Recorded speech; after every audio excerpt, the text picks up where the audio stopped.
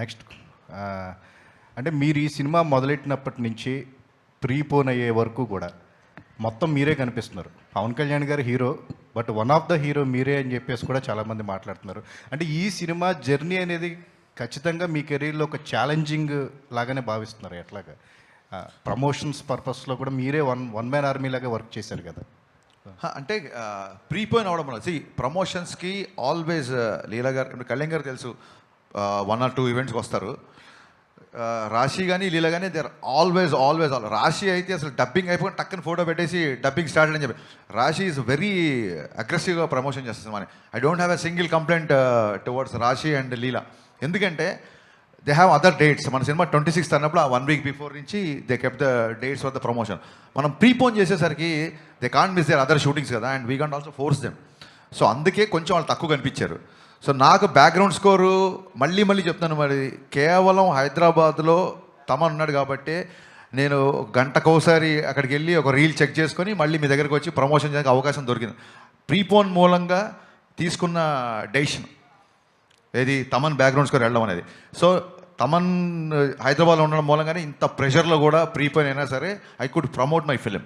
And ఇంకోటి ఏంటంటే 1 man army అని కాదండి, నాకు నేను ఏ టైం చెప్తే ఆ టైం నేను, మీ సందర్భం వచ్చింది కాబట్టి చెప్తున్నా. సార్ రేపు ఇంటర్వ్యూ పెట్టుకోవచ్చా అని ఎవరిని అడిగితే సార్ రేపు పెట్టుకోవచ్చు, కానీ ఏ టైమో నాకు తెలియదు, తమను ఎప్పుడు పిలుస్తాడో నాకు తెలియదు. కాబట్టి నేను ఒక అరగంట ముందు చెప్తే మీకు ఓకేనా అన్నందుకు మొత్తం మీడియా పబ్లిసిటీ విషయంలో ఎంత సపోర్ట్ చేసిందంటే నేను మనస్ఫూర్తి సాష్టాంగ నమస్కారం చేస్తున్నాను మీకు. నేను ఏ టైం అంటే ఆ టైంకి మీరు ప్రమోట్ చేశారు. ఒక టైంలో మిక్సింగ్ జరుగుతుంటే నేను కనుక టెన్షన్ పీక్స్ అయిపోతుంది, ఓవర్సీస్ ప్రింట్లు వెళ్ళాలి అన్నప్పుడు నిశాంత్ గారు అయితే డైరెక్ట్గా అన్నపూర్ణ మిక్సింగ్ థియేటర్కి వచ్చేసి కెమెరాలు పెట్టేసి నైట్ 10:30కో 11 గంటలకో ఇంటర్వ్యూ తీసుకున్నారండి. అంటే మీకంటూ ఒక టైమింగ్స్ ఉంటాయి కదా, 9 to 6, 9 to 9 ఏదో టైమింగ్స్ ఉంటాయి కదా, ఇవన్నీ నా కోసం బ్రేక్ చేశారు. ఈ ఉస్తాద్ ప్రమోషన్స్ నేను జీవితంలో మర్చిపోలేను. లైఫ్ లాంగ్ నేను మీడియాని గుర్తుపెట్టుకుంటాను. ఈ సినిమా టీజర్ రిలీజ్ అయినప్పుడు ఒక శ్లోకం, భగవద్గీత శ్లోకం ఒకటి వస్తుంది. భగవద్గీత అని చెప్పి ఒక డైలాగ్ ఉంటుంది. మీ హీరోయిన్ల పేరు కూడా గీతా శ్లోక అని పెట్టారు.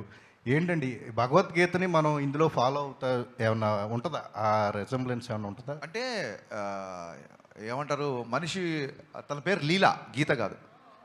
గీత మన యాంకర్, బట్ ఈవిడ పేరు మటుకు శ్లోక. సినిమాలో శ్లోక లేదు, ఆయన కరెక్టే చెప్పారు, ఒక పేరు రాంగ్ చెప్పారు అంతే. లీల పేరు లీలానే, శ్లోక ఈ అమ్మాయి పేరు. బేసిక్గా భగవద్గీత గురించి చెప్పడానికి ఏదన్నా ఒక దాని ఏమంటారు, ఒక మంచి విషయాన్ని చెప్పడానికి ఒక మంచి సందర్భం దొరకాలని ఎప్పుడు అనుకుంటాం.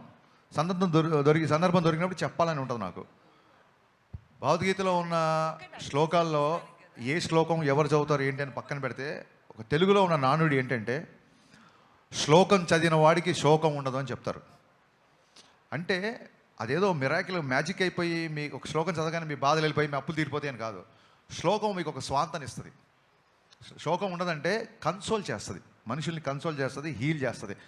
సో ఎందుకో ఈ మధ్య భగవద్గీతకి బాగా కనెక్ట్ అయ్యాను నేను.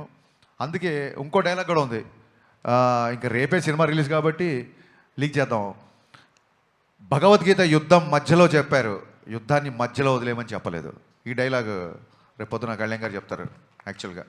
సో ఎందుకో తెలియకుండా భగవద్గీత ఇన్ఫ్లుయెన్స్ ఉంది. అందుకే సినిమా గురించి కూడా నిన్న చూస్తే ప్రింట్లు వెళ్ళిపోయి ఒక 5 గంటల పైన పడుకొని 20 రోజులైంది. నిన్న ప్రశాంతంగా మార్నింగ్ 5 గంటలకు అన్నీ సెట్ చేసి లాస్ట్ ట్వీట్ అమ్మయ్య అని ఒక ట్వీట్ వేసి ప్రశాంతంగా 5 గంటలు పడుకొని వచ్చా. అందుకే చాలా ఉత్సాహంగా ఉన్నా.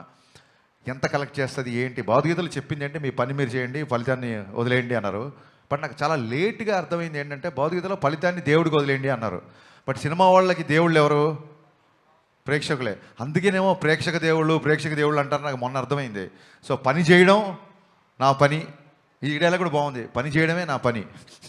ఓకే, సో ఫలితాన్ని ప్రేక్షక దేవుళ్ళకి వదిలేస్తున్నాం. సో వాళ్ళు డిసైడ్ చేస్తారు రిజల్ట్ అనేది. అందుకు ఆ ఇన్ఫ్లుయెన్స్ అలా ఉంది యాక్చువల్గా. నవీన్ గారు, శ్రీలీల గారు గారికి ఇవ్వండి. శ్రీలీల గారు 2 yearsగా ఈ ప్రాజెక్ట్కి కమిట్ అయి ఉన్నారు. ఈ ప్రాజెక్ట్